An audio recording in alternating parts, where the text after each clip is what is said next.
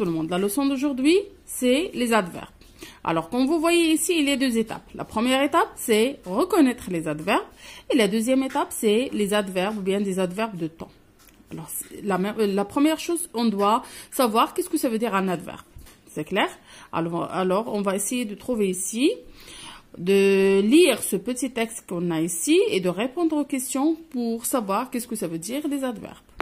Alors, on va lire. Xur s'approcha lentement de la cabrette et voit le drain.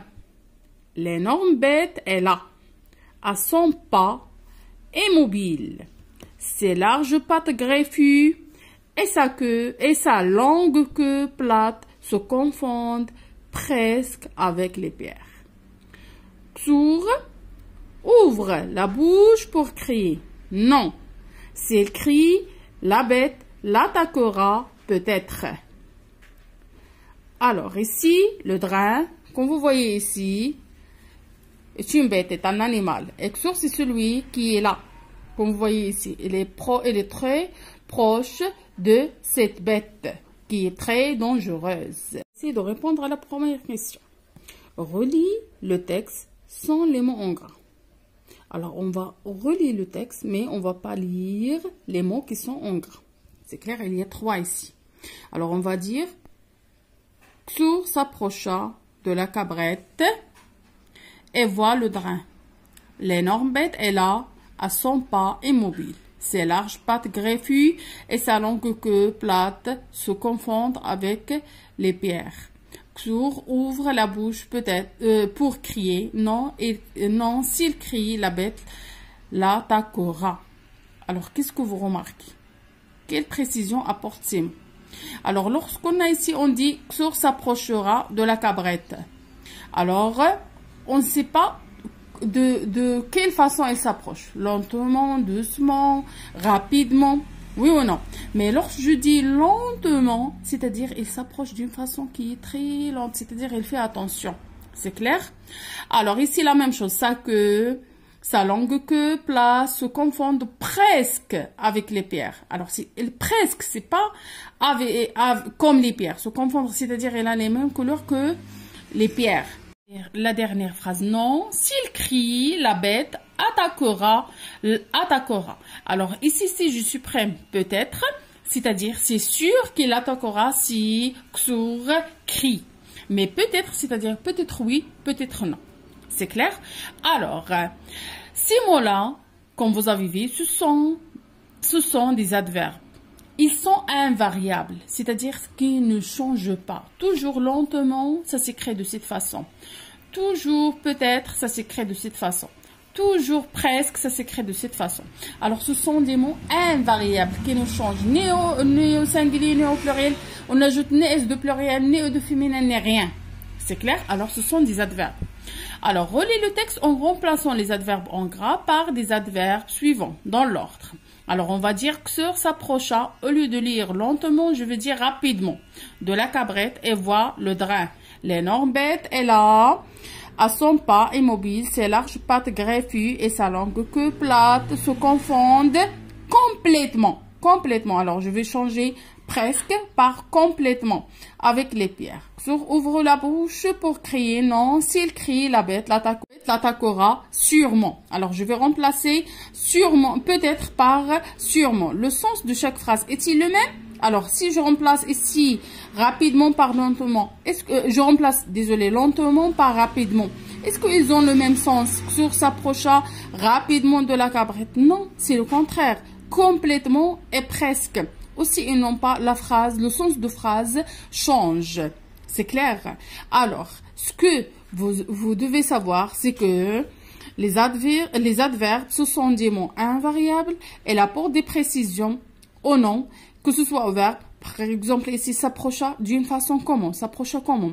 Lentement. Il apporte des précisions à s'approcha. C'est clair? Se confondre presque. Alors, presque, il apporte des précisions à se confondre. Comment? De quelle façon? C'est clair? Alors, ce sont les adverbes. Les adverbes, ce sont des mots invariables. Et souvent, les adverbes se terminent par -ment ou bien -ment. Et il y a d'autres adverbes qui s'écrivent de cette façon, qui ne changent jamais. Maintenant, la deuxième partie, des adverbes de temps.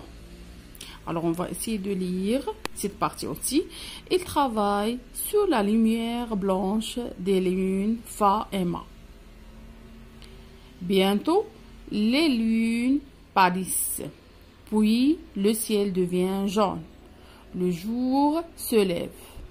Maintenant, un large mur de pierre entoure le camp de Cole. Derrière le mur, plus de 50 drains attendent. Soudain, le plus grand des drains frappe le sol de sa large queue. Alors, Zeda s'affole. Alors, relis les textes sans les mots en gras. Alors ici, on a des mots qui sont en gras. Alors, on va dire, il travaille sur la lumière blanche du lune Fa et Ma. Les lunes pâlissent, le ciel devient jaune, le jour se lève, un large mur de pierre entoure le camp de Coro, et ainsi de suite. Le plus grand du drain frappe le sol de sa large queue, alors Zeda s'affole. C'est clair. À quoi servent ces mots-là? Servent à relier les phrases. À relier les phrases et à indiquer le temps de chaque phrase.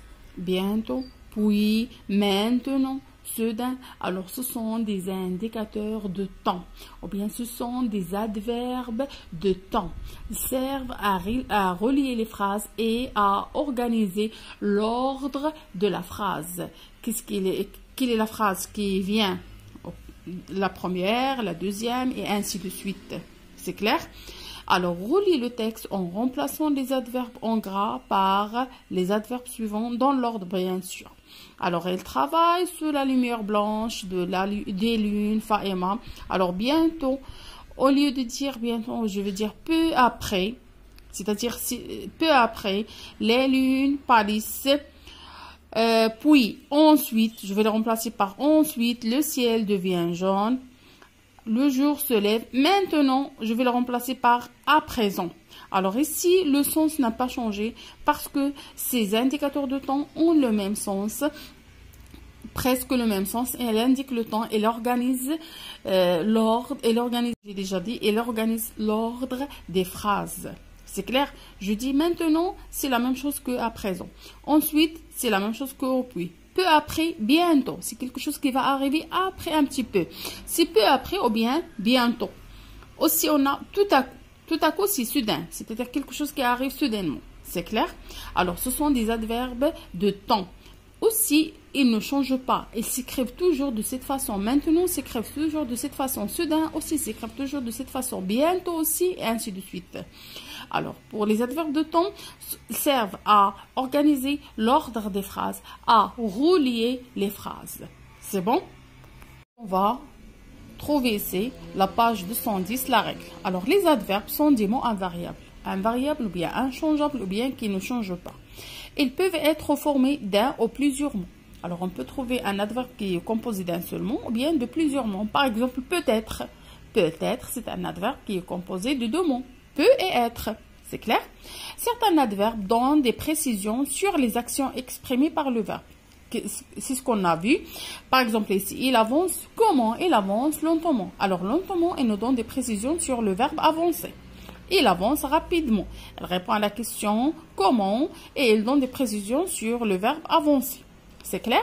D'autres adverbes relient deux phrases. Et on a d'autres adverbes qui relient deux phrases ou bien aux deux parties d'une phrase. Ils donnent souvent des indicateurs de temps, comme on a vu dans la deuxième partie. Les lunes pâlissent, puis le ciel devient jaune. Alors, adverbe puis, il relie deux phrases. C'est clair? Il relie deux phrases. Alors, on appelle les indicateurs de temps. Alors, je souhaite que vous avez bien compris les adverbes. Et si vous avez